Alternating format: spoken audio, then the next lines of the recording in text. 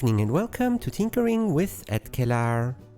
For this episode, I have a rather small project, which most likely means that another project fell short of my deadline and I needed a filler. Anyhow, what do we have here? It's a TI 5100 tabletop calculator. Based on the copyright in the manual, it's made in 1976, so it is only 1 year younger than stagehands. It is certainly not a competition for any modern calculator, but we have to remember the time frame. Spreadsheets were a thing in the distant future, and computing sums or averages quickly was quite an improvement. This particular model features a VFD, a memory function, fixed 2-digit mode, and a few minor other options.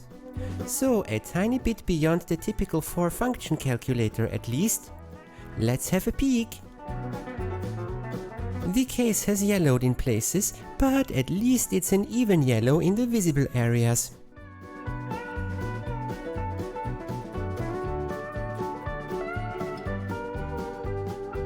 Four screws to get the bottom off.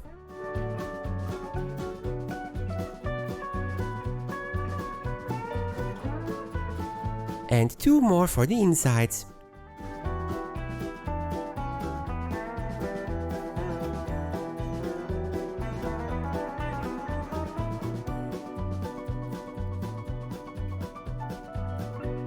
Interesting.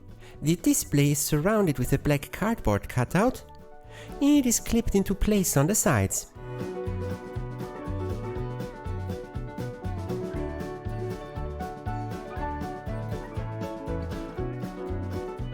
Let's continue with the buttons. I want to give them a good clean, so off they go.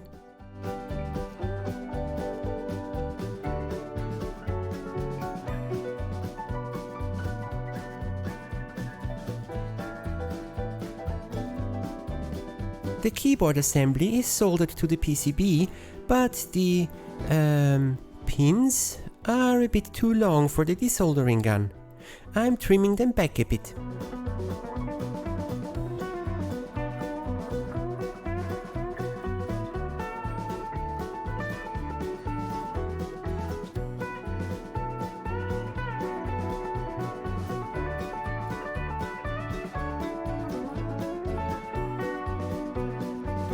Also doing the usual recapping, of course. Probably not necessary, but I do feel better knowing that I have new caps inside. Desoldering the power connector. It has some strange sticky green gunk on it.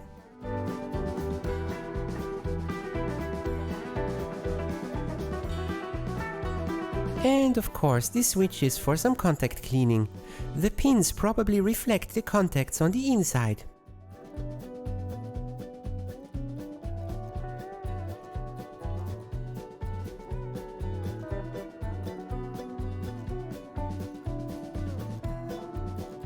New capacitors. For the ones under the display, I didn't have axial ones on hand, so I used radial ones. They have long enough legs for it and they are small enough to take a stand.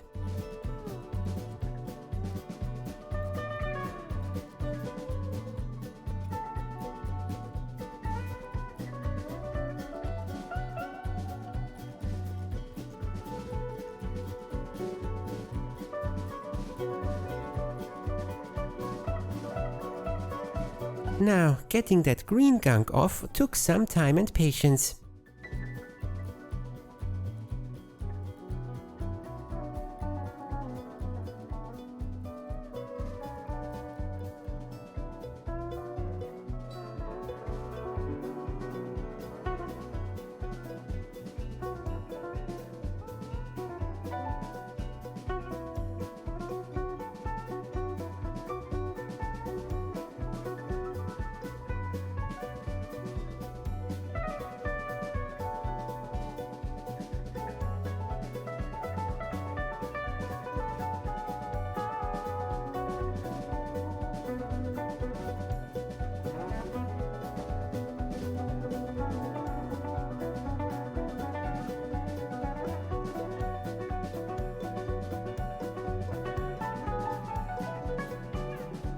At least the switches are easy to open and close, and indeed, a good clean is needed.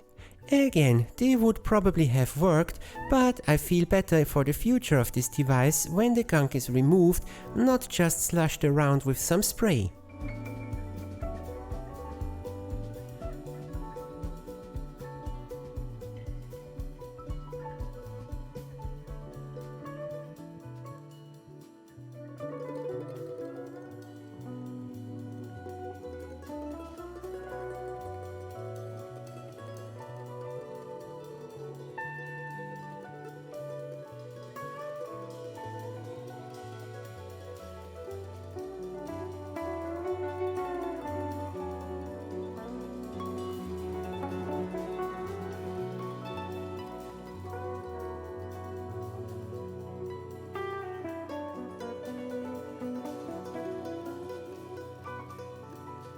Cleaning the legs is mere cosmetic though.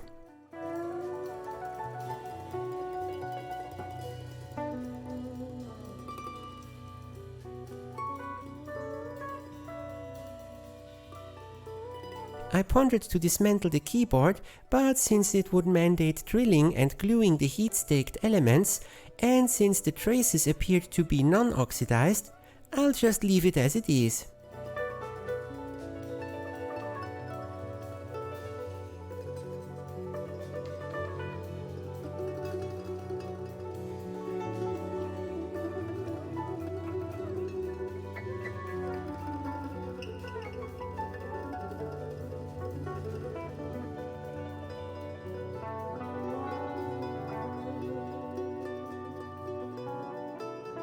Most buttons are easy to apply, but it's next to impossible to see which way is up on some of them.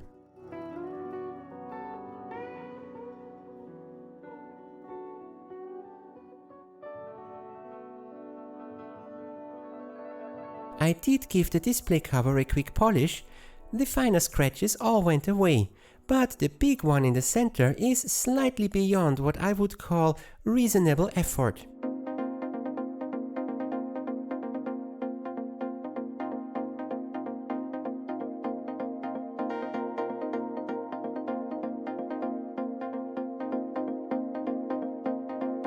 The PCB was dusty on the top and sticky from flux on the bottom, giving both sides a good clean, or two.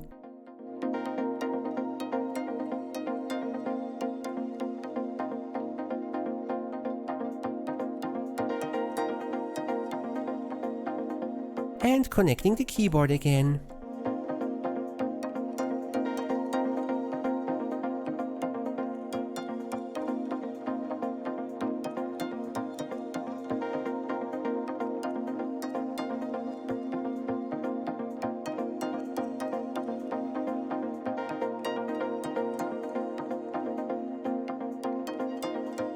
The switches are next. They are all the same, so no particular order.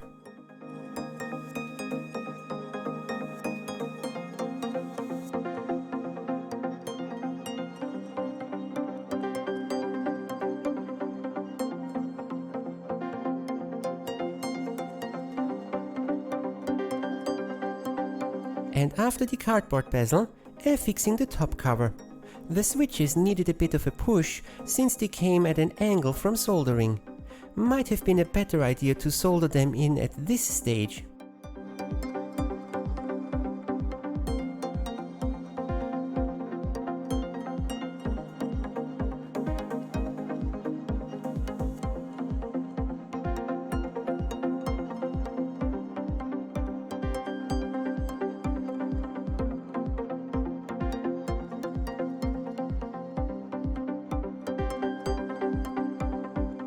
And last but not least, the bottom cover.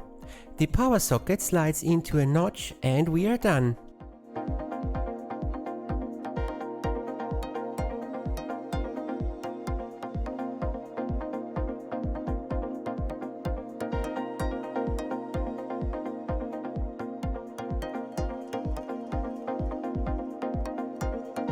The moment of truth. Uh-oh. Nothing. I don't need a calculator to know that this is less than good.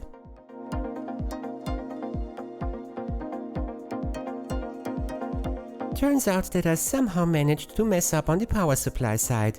Whoops! As you can see, the VFD is still very bright too.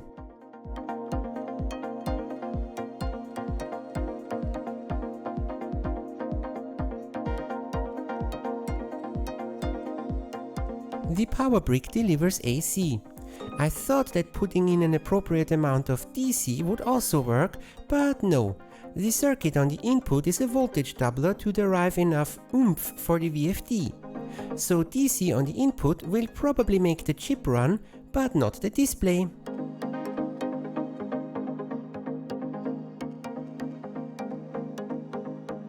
I got myself a European voltage adapter and just put the custom plug over to the new one.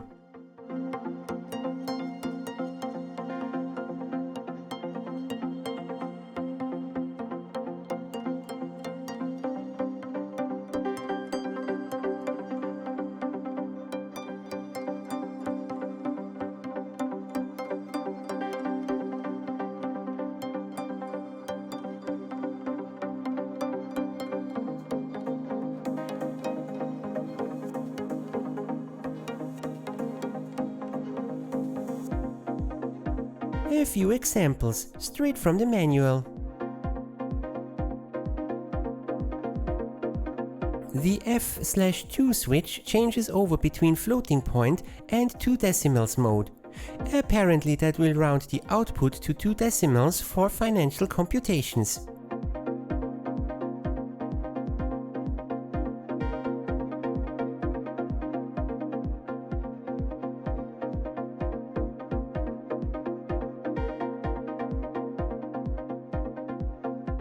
The N key will put up the number of entered items in an addition chain, so it is that easy to compute averages.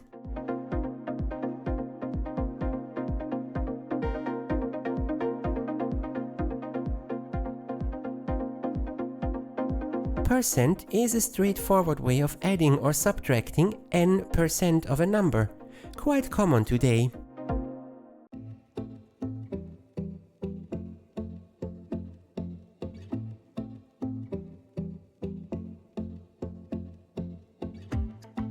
And memory can store a number and also directly add or subtract from that.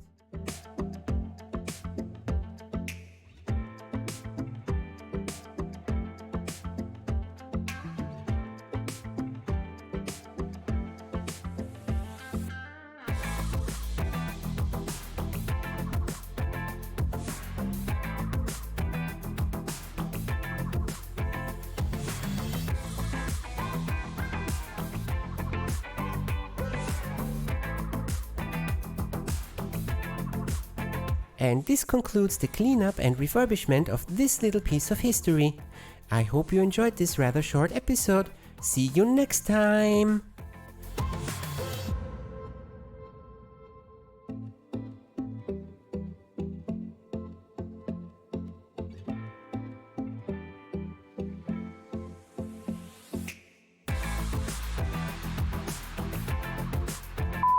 Also desoldering the that's 2 alsos in a row, that does not really sound well.